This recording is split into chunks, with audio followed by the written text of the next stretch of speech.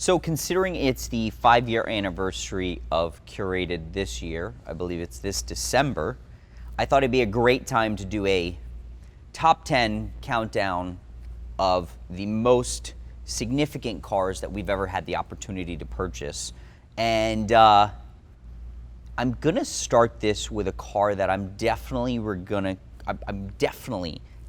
gonna regret selling this car. It's probably, and this is gonna be a bold statement, it's probably the most important car one day looking back on our business. It's probably the most important car that we've ever had the opportunity to buy.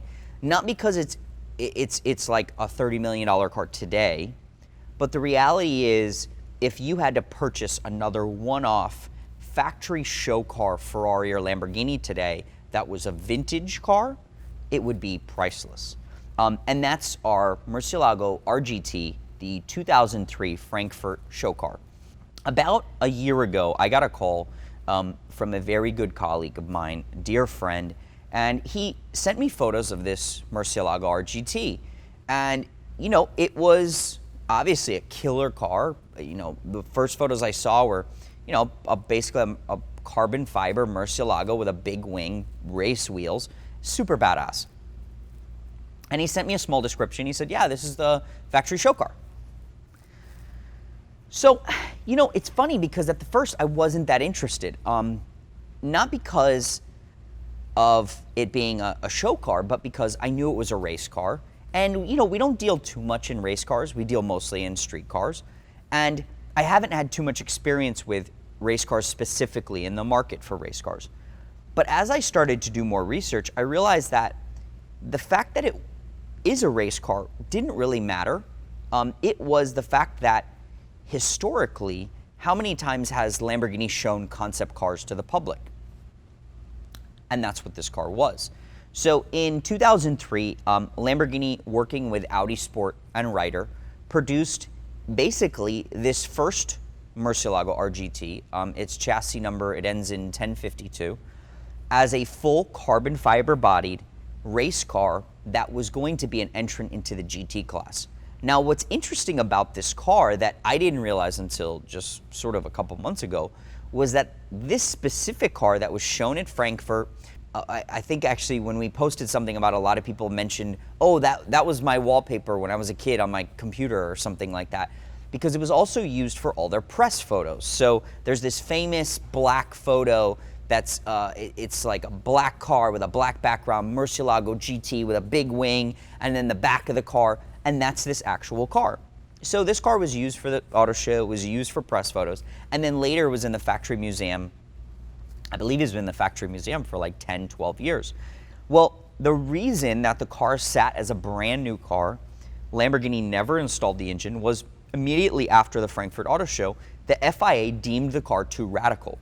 So whatever reason, and we'll get down to sort of the details one day, Lamborghini had to sort of think their plan for the RGT, which the later cars is like the one we have an additional one here that is one that raced in American Le Mans series and the other Ryder cars that were produced that raced. Well, this car is completely different from all the other cars. What's most appealing about this car to me is it was actually never painted, so it's bare carbon fiber prepared for the Frankfurt Auto Show.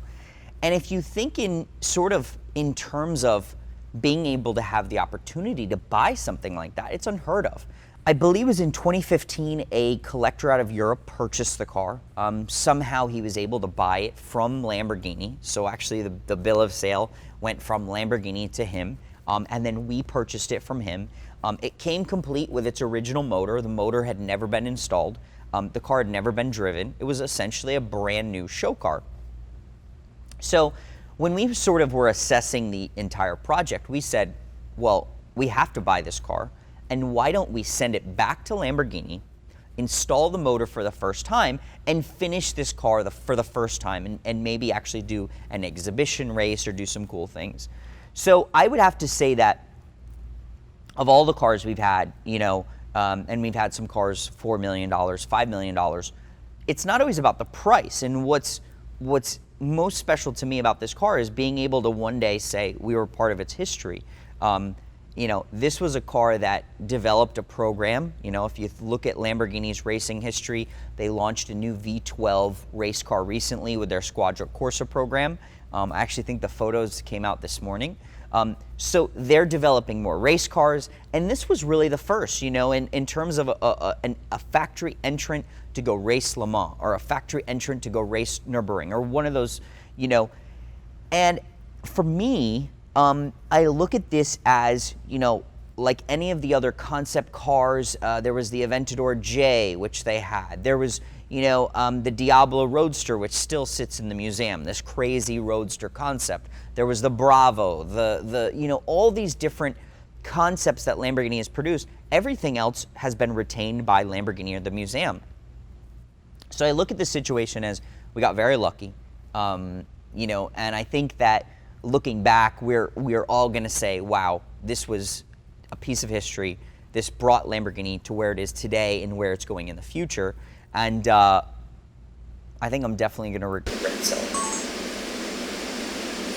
The battery died right as you said it.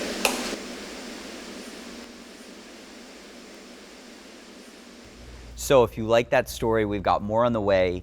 It's the 5th anniversary of Curated, and we're going to do our top 10 most iconic cars we've ever had the opportunity to purchase. Don't forget to subscribe, like, and definitely write a comment on our channel. Thank you, guys.